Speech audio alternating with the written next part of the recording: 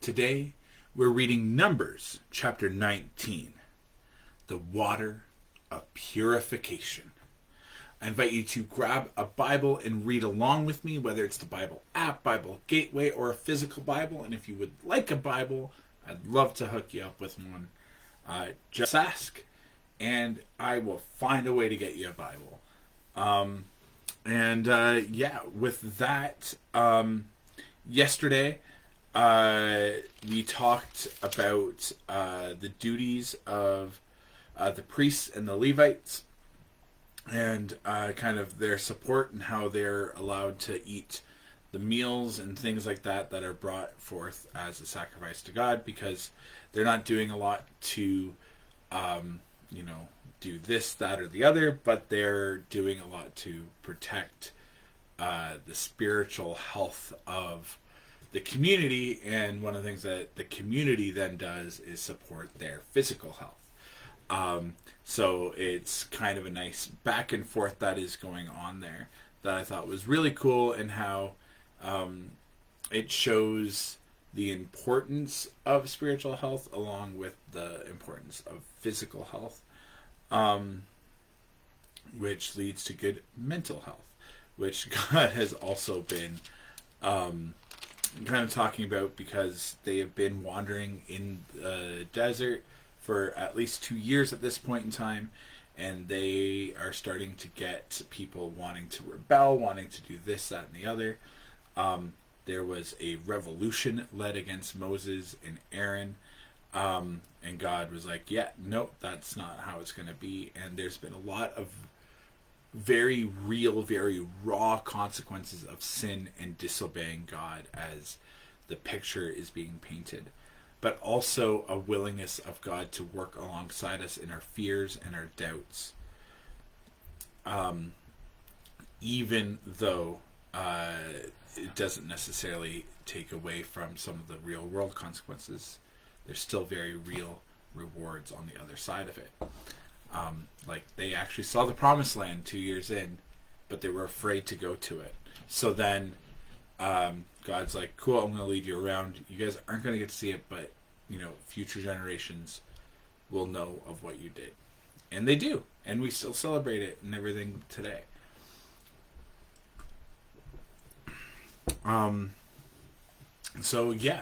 With that, we're going to start talking about the Water of Purification.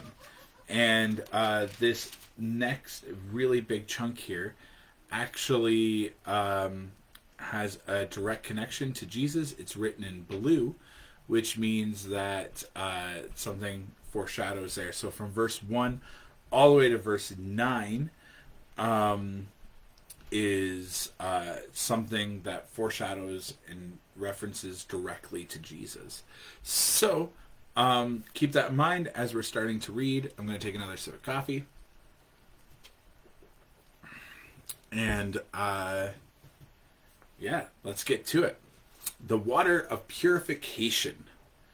The Lord said to Moses and Aaron, here is another legal requirement commanded by the Lord.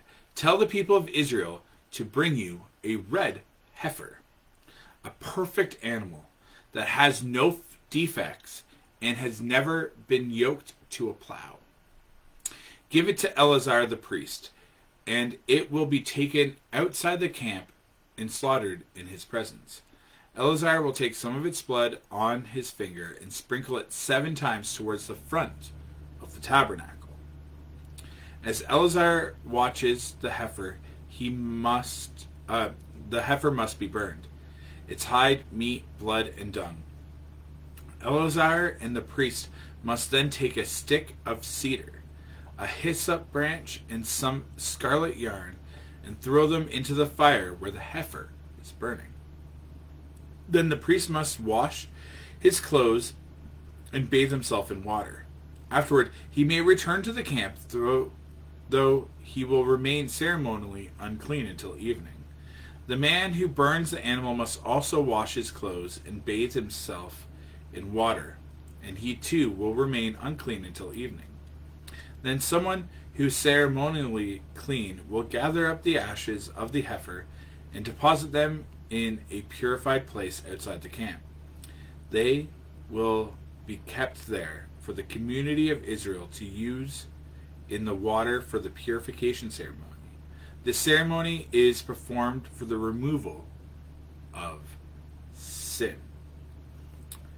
So that whole chunk there refers back to Jesus in some direct way, but we're going to continue with verse 10. The man who gathers up the ashes of the heifer must also wash his clothes, and he will remain ceremonially unclean until evening.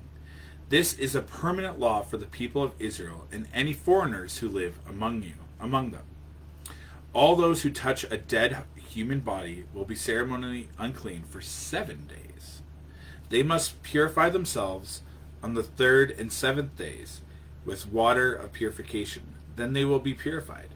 But if they do not do this on the 3rd and 7th days, they will continue to be unclean after the 7th day. All those who touch a dead body and do not purify themselves in the proper way defile the Lord's temple, and they will be cut off from the community of Israel. Since the water of purification was not sprinkled on them, their defilement continues. This is the ritual law that applies when someone dies inside a tent. All those who enter that tent and those who were inside when the death occurred will be ceremonially unclean for 7 days. Any open container in the tent that was not covered with a lid is also defiled. And if someone in the open field touches the corpse of someone who was killed with a sword or who died a natural death, or if someone touches a human bone or a grave, that person will be defiled for 7 days. To remove the defilement, put some of the ashes from the burnt purification offering in a jar and pour fresh water over them. Then, someone who is ceremonially clean must take a hyssop branch and dip it into water. That person must sprinkle the water on the tent and on all the furnishings in the tent and on the people who were in the tent. Also on the person who touched the human bone or touched someone who was skilled or who died naturally or touched a grave. On the 3rd and 7th days, the person who is ceremonially clean must sprinkle water on those who are defiled. On the 7th and 3rd days, the person who is ceremonially clean must sprinkle water on those who are defiled. Then, on the 7th day, the people being cleansed must wash their clothes and bathe themselves. And that evening, they will be cleansed of their defilement. But those who become defiled do not purify themselves. They will be cut off from the community, for they have defiled the sanctuary of the Lord. And since the water of purification has not been sprinkled on them, they remain defiled. This is a permanent law for the people. Those who sprinkle the water of purification must afterward wash their clothes, and anyone who then touches the water used for the purification will remain defiled until evening.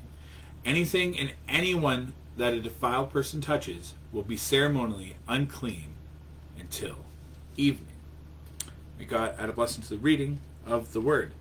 So there's a couple things in that for sure that I want to touch on that I think are actually kind of really neat and kind of interesting. But first, I want to get back to Numbers 19, 1 to 9. That was that beginning section that directly relates back to Jesus in some way. So Numbers 19, 1 to 9. This incredible, complex series of cleansing acts is simplified into one cleansing act in Jesus. Our water baptism into the blood sacrifice of Jesus. Romans 6, 4 is the reference there. And spiritually, 100%. And I think that is a really good example of that. And a good call out. But the other thing that I think is really interesting in here is the use of water to kind of help clean to help any airborne particles kind of um, not be up in the air and everything. So there's a lot of like some science stuff to protect people, right? And they, at this point in time, they kind of do a blanket thing because you're not 100% sure what caused the death all the time, right? It could have been a plague, could have been a disease, could have been old age, could have been something they ate, could have been an insect bite, could have been one of a ton of different things. So in order to protect the people, to protect everybody, and to stop things from running rampant, they go, okay, we don't necessarily have the technology, we don't have those ideas and whatnot in place, so we're going to do this. And you're basically going to self-isolate, something that we're all used to now. If we feel sick, we don't want to, we always talk about not wanting to go in to work or to school to stop the spread, but like it really got hit home the last couple of years. And this is something that they put into practice back then, back as they were leaving and escaping Egypt. This is something that they put into practice. They were going to self-quarantine for 7 days, and they were going to use water to clean, and they were going to protect themselves and protect others. And there's a spiritual side of it, and then there's also that scientific kind of human side to it. And it's really cool seeing how the spiritual and like the scientific world are coming together, and how like germ theory and stuff like that are coming together here in this little part. So like today it'd be like, hey, if you ran into a dead body, you didn't have proper ways of cleaning or testing or knowing what was going on, then self-isolate for right, like, and those would be kind of the wording that would be going on there. But then that's just like all scientific side, but then there's also that spiritual side as well, which leads to Jesus being the one that purifies our soul. The other thing that this does is for our mental health. And this is something that I just thought of too. But if you're the one that is seeing a dead body, touching a dead body, doing whatever, there's a good chance that you had some sort of a relationship with that person. So not only now do you get to take a break from the work that you've been doing, or not only are you self-isolating, protecting yourself and others, but now you're also having time to grieve. And there's a good chance like that you're not grieving alone. You're going to have friends and other close ones that were around that dead body as well. So now you have a small community of people that you are now grieving with, that you're isolating from the rest of the community with, to just be you guys like alone, processing and dealing with it while also protecting yourself and others. So in here you have like the mental health looked after, you have spiritual health looked after, and you have physical health looked after, all in this little rule here that seems very out of date, and like you can look at it at the surface and just be like, this is really weird, why would they do that? Like that just feels so oppressive maybe to some people, but it does. It gives time for your mental health to deal with the grief. It gives time for you to physically heal and have any potential illnesses kind of pass through or just not pass on to others. And then there's that whole spiritual health as well as you're dealing with all this stuff. So it tackles all three of those. And I think that's really, really cool. And I'm actually feeling like reading through Romans 4:8 because of that reference there. And I think that's an interesting reference for sure. And it's a solid reminder that a lot of the things in the Bible, like God does care about our mental, spiritual, and physical health. So yeah, I'm just flipping through to Romans 8 because I'm curious what it says. It's Romans 6. Romans 6 verse 4. So that reads, "For we were dead and were buried with Christ by baptism, just as Christ was raised from the dead by glorious power of the Father. Now we also live new lives." So that purification water, kind of like the baptism, purifying our souls type deal. But yeah, That's pretty much that for today with Numbers chapter 19. So yeah, I invite you to pray along with me. AJC, awesome Jesus Christ, thank you so much for looking after our spiritual health, looking after our physical health, and looking after our mental health. And I thank you that now we are realizing the need finally for some mental health. And it sadly does seem to be at the consequence of spiritual health, Lord. So help us find balances. Help our churches find the balances to look after mental, physical, and spiritual all at the same time. And that's one of those ways that we can become fully healthy in you, Lord. Mind, body, soul. And that's how we are to love you, with our mind, body, and soul. You had that in the greatest commandment. And the second is like it: love others as you love yourself. And then you up that second part to say, love others as you love them, Lord. So I thank you for that example and how throughout the Bible it's there for that spiritual purification, for that mental rest, and for the physical self-isolation to make sure that we can have the sickness and get the rest that we may need from coming into contact with these things. And that you care about all three of those.